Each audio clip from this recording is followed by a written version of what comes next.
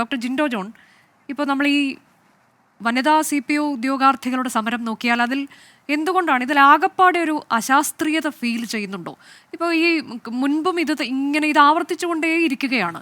കുറേ ആളുകളെ പരീക്ഷ എഴുതുന്നു, അവർ റാങ്ക് പട്ടികയിൽ ഉൾപ്പെടുന്നു, അത് കഴിഞ്ഞ് അതിൻ്റെ കാലാവധി കഴിഞ്ഞു പോവുകയാണ്. അങ്ങനെ നിരാശരായ കുറേ ഉദ്യോഗാർത്ഥികൾ ഈ റാങ്ക് പട്ടികയിലൊക്കെ പഠിച്ച് കഷ്ടപ്പെട്ടാണ്, എത്രയോ വർഷങ്ങളോളം പഠിച്ച് കഷ്ടപ്പെട്ടാണ് ഈ റാങ്ക് പട്ടികയിൽ ഇവർ വരുന്നത്. ഇത് വെറുതെ പ്രതീക്ഷ കൊടുക്കുന്ന തരത്തിലേക്ക് ഇവരുടെ ജീവിതം ഇങ്ങനെ മുന്നോട്ട് പോവുകയാണ്. ഒരു ഘട്ടം എത്തുമ്പോൾ നിങ്ങൾക്കൊന്നുമില്ല എന്ന് അവർ തിരിച്ചറിയുകയും അവരിതിൽ നിന്നൊക്കെ പിന്മാറി ഒരുപക്ഷെ അപ്പോഴേക്കും അവരുടെ പ്രായം പോലും കടന്നു പോയിരിക്കും. അങ്ങനെ ഇതെന്തുകൊണ്ടാണ് ഇതിങ്ങനെ സംഭവിക്കുന്നത്? ഇവിടെ സർക്കാരിന് ഒരുപക്ഷെ ഒന്നും ചെയ്യാനില്ല ഞങ്ങൾക്ക് എന്നായിരിക്കാം അവർക്ക് പറയാനുള്ള മറുപടി. ഇതെന്താണ്? ഇതിനെന്തെങ്കിലും ഒരു പരിഹാരമുണ്ടോ? നമ്മൾ സ്ഥിരമായി കേൾക്കുന്നതാണ് ഈ റാങ്ക് പട്ടികയിൽ ഉൾപ്പെട്ടവരുടെ പ്രതിഷേധം. ഇതിൽ നമ്മൾ മനസ്സിലാക്കേണ്ടത് ഈ പഠിച്ച് പരീക്ഷ എഴുതി റാങ്ക് ലിസ്റ്റിൽ വരുന്നവരുടെ ബുദ്ധിമുട്ട് അറിയാവുന്നവർ അല്ല ഭരിക്കുന്നതെന്നാണ് ഞാൻ വിചാരിക്കുന്നത്. ഇവരുടെ മുമ്പിൽ ഈ ശിവരഞ്ജിത്തിനെ പോലെയോ നസീമിനെ പോലെയോ കോപ്പി അടിച്ച് റാങ്ക് ലിസ്റ്റിൽ വരുന്ന ആളുകളായിരുന്നു ഇവർ പണ്ടേ ഇവർ ശുപാർശ കൊടുത്ത് ജോലിയിൽ കയറ്റിയാണ്. ആ പെൺകുട്ടിയുടെ സങ്കടം കേട്ടാൽ അതിൻ്റെ മുമ്പിൽ എങ്ങനെയാണ് കേരളത്തിലെ ഈ മന്ത്രിമാർ ഇത്തരം വാർത്തകൾ കേട്ടിട്ട് ഇത്തരം സംസാരങ്ങൾ കേട്ടിട്ട് എങ്ങനെയാണ് അവർക്ക് ചോറ് വാരി തിന്നാൻ പറ്റുക? ഇവിടെ കേരളത്തിലെ തൊഴിൽ വകുപ്പ് മന്ത്രി ശിവൻകുട്ടിയാണ്. അദ്ദേഹത്തിൻ്റെ ഭാര്യ PSCയിലെ മെമ്പറാണ്. അദ്ദേഹത്തിൻ്റെ ഭാര്യയ്ക്കും അദ്ദേഹത്തിനും കൂടി ഞാൻ മനസ്സിലാക്കുന്നിടത്തോളം പ്രതിമാസം ഏകദേശം ഒരു 7 ലക്ഷത്തോളം രൂപ അവർക്ക് ഒരു മാസം കിട്ടുന്നുണ്ടാവും, ശമ്പളവും മറ്റ് ആനുകൂല്യങ്ങളും ഒക്കെ ആയിട്ട്. ഇവർക്ക് ഇതൊക്കെ എന്തിനു വേണ്ടിയിട്ടാണ്? ഇവരൊക്കെ മാർക്സിസ്റ്റ് പാർട്ടിയുടെ നേതാക്കന്മാരല്ലേ? അപ്പോൾ ഇവരൊക്കെ ഇരിക്കുന്ന അദ്ദേഹത്തിൻ്റെ തൊഴിൽ വകുപ്പ് മന്ത്രിയുടെ ഭാര്യ ഇരിക്കുന്ന PSC ആണ് ഇതിൽ തീരുമാനമെടുക്കേണ്ടത്.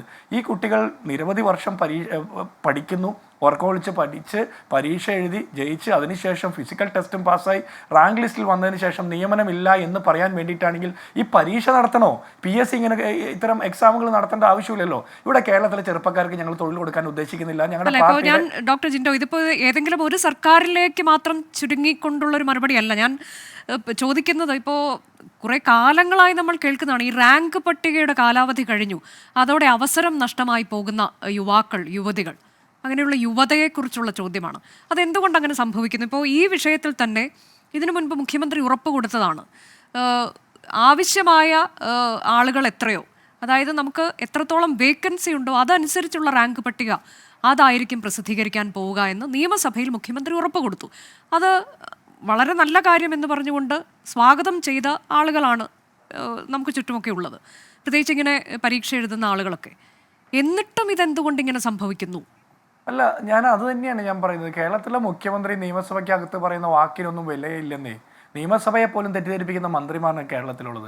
ഇവിടെ ഈ റാങ്ക് ലിസ്റ്റിൽപ്പെട്ട ആളുകൾക്ക് തൊഴിൽ വേക്കൻസി ഇല്ലെങ്കിൽ പിന്നെ എങ്ങനെയാണ് അവർ റാങ്ക് ലിസ്റ്റിൽ പെടുന്നത്?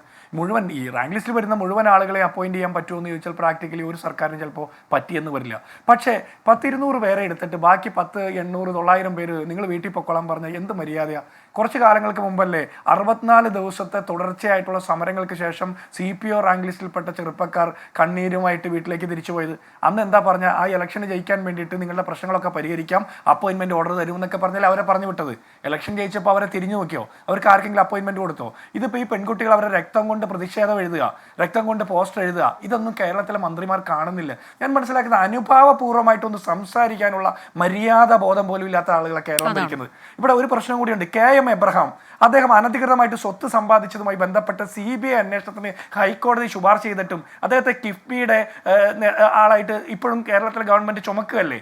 അദ്ദേഹം ആരാ? മുഖ്യമന്ത്രി രാജിവെക്കില്ല എന്ന് അസന്നിഗ്ധമായി പ്രഖ്യാപിച്ചു കഴിഞ്ഞു. നമ്മുടെ ചർച്ചാ വിഷയം അതല്ലാത്തത് കൊണ്ടാണ് ഞാൻ താങ്കളിലേക്ക് എത്താം. ഞാൻ ഒരു കാര്യം കൂടി കൂട്ടിച്ചേർക്കട്ടെ, ഒരു ഒറ്റ കാര്യം. അദ്ദേഹത്തെ പോലുള്ള ആളുകൾക്ക് എത്ര രൂപയാണ് ശമ്പളം കൊടുക്കുന്നത്? ഇവരെ പോലെ വിരമിച്ച ഉദ്യോഗസ്ഥരെ തീറ്റിപ്പോറ്റുന്നതിന് വേണ്ടിയിട്ട് കോടിക്കണക്കിന് രൂപ പ്രതിമാസം കേരള സർക്കാർ ചെലവഴിക്കുന്നത്. അതിന് പകരം ഈ ചെറുപ്പക്കാരെ ഈ റാങ്ക് ലിസ്റ്റിൽ വന്ന ആളുകളെ തൊഴിലിനെടുക്കണ്ടേ? അതല്ല ഒരു സാമാന്യ മര്യാദയുള്ള തൊഴിലാളികളോട് അല്ലെങ്കിൽ തൊഴിലാളി പ്രസ്ഥാനം എന്നൊക്കെയാണ് ഇവർ പറയുന്നത്. ഈ ചെറുപ്പക്കാരോട് ഒരു അനുഭാവം ഉണ്ടെങ്കിൽ അങ്ങനെയല്ലേ സർക്കാർ ചെയ്യേണ്ടത്? ശരി.